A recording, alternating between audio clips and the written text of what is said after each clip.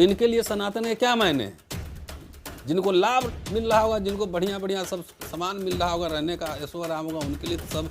और कोई तर्क नहीं देंगे, बोले ब्रह्मांड हमने रच दी है, पूरे साइंटिस्ट ब्लैक होल और पूरा दुनिया भर में रिसर्च चल रहा है, इनके सब रच दिए हैं इसमें। क्यों? आपको मानना है मानो, हमारे ऊपर मत थोपो।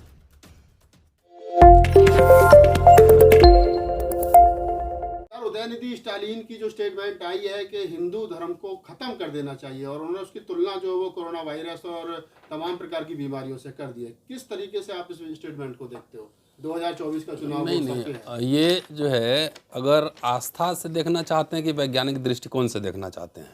वैज्ञानिक दृष्टिकोण से। हाँ, तो आस्था वाले लोग तो बोल देंगे कि पृथ्वी हम ही ने बनाई है, यहीं बैठ के यज्ञ किया, यज्ञ में से पृथ्वी हमने बना दी। तो तरह तरह के कथा कपोल कल्पना करते हैं, कोई फैक्चुअल बात तो करते नहीं। भाई, मैं एक किताब का पन्ना आपको दिखा रहा हूँ, ये है दिनकर साहब की किताब है, संस्कृति के 4 अध्याय। और अभी आप देखेंगे शायद 14 के चुनाव में दिनकर साहब की बड़ी जयंती बनाई गई थी, 14 या 19 में, ध्यान नहीं आ रहा मुझे, जिसमें बड़े बड़े होर्डिंग लगे हुए थे। मैं उन्हीं का रेफरेंस मैं दे रहा हूँ, और इससे ज़्यादा मुझे कहने की ज़रूरत नहीं होगी। जन विज्ञान की कसौटी और भारतीय जनता लिख रहे हैं कि एक दूसरी दृष्टि से विचार करने पर भारतवर्ष में 4 प्रकार के लोग मिलते हैं। एक तरह के लोग वो हैं जिनका कद छोटा, रंग काला, नाक चौड़ी और बाल घुंघराले होते हैं। इस जाति के लोग अक्सर जंगलों में बसते हैं। यही लोग उन आदिवासियों की संतान है जो आर्यों और द्रविड़ों के आगमन से पूर्व इस देश में आकर बसे थे, और जो शायद जंगली जीवन के आदी होने के कारण अब तक भी शहरों से दूर जंगलों में ही रहते हैं, रहने से सुख मानते हैं। एक दूसरे तरह के लोग हैं जिनका कद छोटा, रंग काला, मस्तक लवा, सिर के बाल घने, नाक खड़ी और चौड़ी होती है। रंग और कद में यह प्रायः आदिवासी लोग से थोड़ी समानता रखते हैं, ये उनसे, किंतु ये उनसे भिन्न हैं। विंध्याचल के नीचे सारे दक्षिण भारत में इन्हीं लोगों की प्रधानता है। ये द्रविड़ जाति के लोग हैं जिनके पूर्वज कदाचित आर्यों से भी पूर्व इस देश में आए थे, और जिन्होंने पहल भारत में नगर सभ्यता की नींव डाली थी।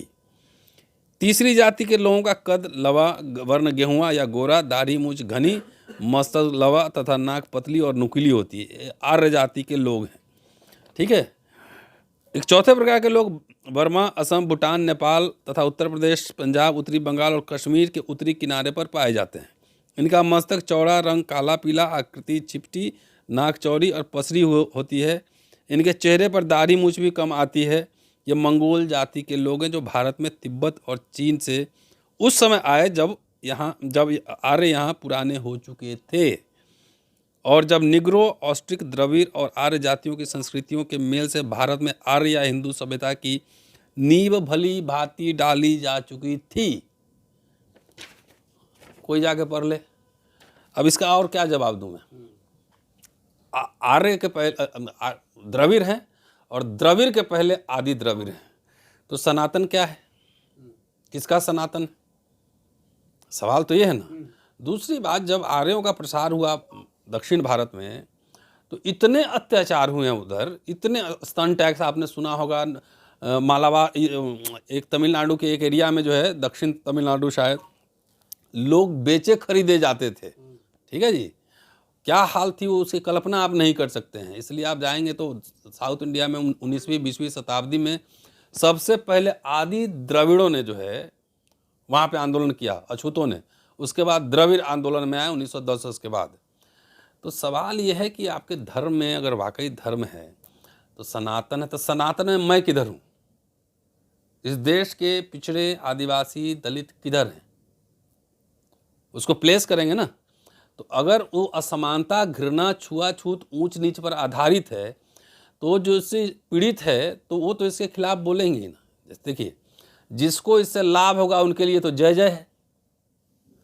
जिसको लाभ होगा, देखिए बाबा साहब, जरा वो किताब दीजिए जरा सा। वो बाबा साहब ने बहुत भाषण दिए इसमें, और इसमें इससे ज़्यादा व्याख्या नहीं हो सकती है। ये पूरी किताब आ रही है अभी।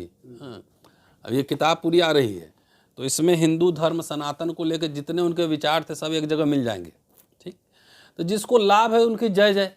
जिसको तुम अछूत मान रहे हो, मूंछ नहीं रखने दे रहे हो, पीट रहे हो, सर पे पेशाब कर रहे हो, ये कर रहे हो, उसका क्या मतलब सनातन से? तो ये तो दक्षिण और उत्तर का जो सभ्यता का जो संघर्ष है, द्रविड़ और इधर आर्य सभ्यता का, उसका रिफ्लेक्शन है। जब 7वीं 8वीं सदी में वहाँ जब भूमि अनुदान दिए गए तो वहाँ मंदिरों को बड़े बड़े जमीन दिए गए, सोने चांदी। इसलिए जाकर देखेंगे दक्षिण में बहुत, पल्लव चोल काल में बहुत मंदिर बना, बड़े बड़े भूखंड दिए गए। 600 जो है वहाँ पे रहती थी नृत्य करने वाले, डांस करने वाले, और भव्य मंदिर होते थे, स्टाफ होते थे जिनको सैलरी मिलती थी भूमि अनुदान के रूप में। देवदासी प्रथा वहाँ आई। तमाम इस तरह के आप देखेंगे संगम पीरियड से ही वहाँ प्रोटेस्ट धीरे धीरे चल रहा था। ठीक है, तो स्टालिन ने जो कहा है उसकी अपनी अंडरस्टैंडिंग है, और वो कह के कोई पीछे भी नहीं हटा है, वो सामने एकदम बाकायदा अड़ा हुआ है उस पर। और उनके ऊपर अभी मैंने सुना कि एक बाबा सुपारी दे रहा है। 262 ब्यूरोक्रेट्स, जज, इन लोगों ने चिट्ठी लिखा है सुप्रीम कोर्ट को, उनकी भावना आहत हो गई। तो भाई पहले तो सीबीआई इनकम टैक्स जाए, पूछे कि बाबा 10 करोड़ आया किधर से? इनकम टैक्स रिटर्न भरते हो? इनकम टैक्स रिटर्न भरते हो कि फ्री का पैसा किधर से आया? और जिनकी जिनकी भावना आहत हो रही है, तो सीधी कांड में उन्होंने देश से माफ़ी मांगी कि आप ही के वंशज वो सब काम कर रहे हैं। हाथरस केस हुआ, अभी राजस्थान में कितनी हत्याएं हुई हैं, कितना विभत्स हत्याएं हुई हैं। मैं किसी पार्टी की बात नहीं, मैं संस्कार की बात कर रहा हूँ, कल्चर की बात कर रहा हूँ। इतने कोई माफ़ी मांगा कि उल्टे अपने जात के अपराधियों को जो है अब बचाने की कोशिश कर रहे हैं। डॉक्टर अंबेडकर ने तो लिखा, मैं तो अपनी बात कहता ही नहीं, मैं तो डॉक्टर अंबेडकर को ही कोट करता हूँ कि भारत का इतिहास जो है और कुछ नहीं, ये ब्राह्मणिज्म और बुद्धिज्म का इतिहास है, उसका संघर्ष का इतिहास है, ये बात है। तो वो कहें वो अपने हिसाब से, इधर अब मुकदमे हो रहे हैं तो जाहिर है बाकी देश में संविधान के खिलाफ कोई आर्टिकल लिख दे, प्रधानमंत्री के आर्थिक परिषद का मुखिया हो वो लिख दे, कोई किसी की भावना नहीं जाती है। गैर संवैधानिक बात धर्म संसद में कह दे, गांधी को गोली मरवाए उसके पुतले को, गांधी को गाली दे, लेकिन वो सब कोई जेल नहीं जाएगा। तो सीधी बात है ना कि पूरा ये मनुस्मृति किश्तों में यहाँ लागू हो रही है। जी, कहीं ना कहीं जो उदयनिधि स्टालिन का बयान है, उनके जो दादाजी थे करुणानिधि, वो भी हमेशा हिंदू धर्म के खिलाफ बोलते हैं। पेरियार पढ़ लें, पेरियार के वो साथी रहे हैं, पेरियार के समकालीन रहे हैं, और पेरियार से अलग होकर के फिर उन्होंने 1949 में। अब दक्षिण और उत्तर का पहले खेल समझिए। उत्तर में जो है ना इनका पूरा गढ़ बन गया ना, पाखंड आडंबर का। दक्षिण में जब यहाँ से ब्राह्मण वहाँ गए तो वहाँ 4-fold डिवीजन का माइग्रेशन नहीं हुआ। वहाँ क्षत्रिय और वैश्य नहीं थे, ब्राह्मण सिर्फ लैंड ग्रांट लेके गए, भूमि अनुदान। तो वहाँ सोसाइटी में बहुत शार्प डिवीजन है, ब्राह्मण और गैर ब्राह्मण। इसलिए जस्टिस पार्टी बनी थी, वो गैर ब्राह्मणों की पार्टी थी। 1918 में जो है वहाँ पे पहला नॉन ब्राह्मण मैनिफेस्टो आ गया था, समझ रहे हैं। 20 में तो इन लोगों ने लड़के वहाँ अपनी सरकार बना ली थी। तो उत्तर में क्या है, उत्तर में 4-fold, एक के कंधे पे एक है, एक के कंधे पे एक है।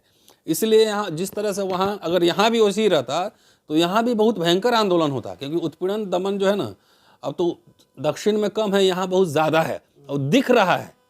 गटर में लोग रोज मारे जा रहे हैं, क्या वो सनातन धर्म में हिस्सा है? उनका जगह कहाँ पे?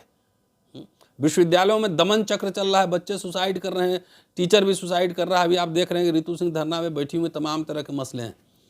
तो इनके लिए सनातन के क्या मायने हैं? जिनको लाभ मिल रहा होगा, जिनको बढ़िया बढ़िया सब सामान मिल रहा होगा, रहने का ऐशो आराम होगा, उनके लिए तो सब। और कोई तर्क नहीं देंगे, बोले ब्रह्मांड हमने रच दी है, पूरे साइंटिस्ट ब्लैक होल और पूरा दुनिया भर में रिसर्च चल रहा है, इनके सब रच दिए हैं। इसमें क्यों? आपको मानना है मानो, हमारे ऊपर मत थोपो।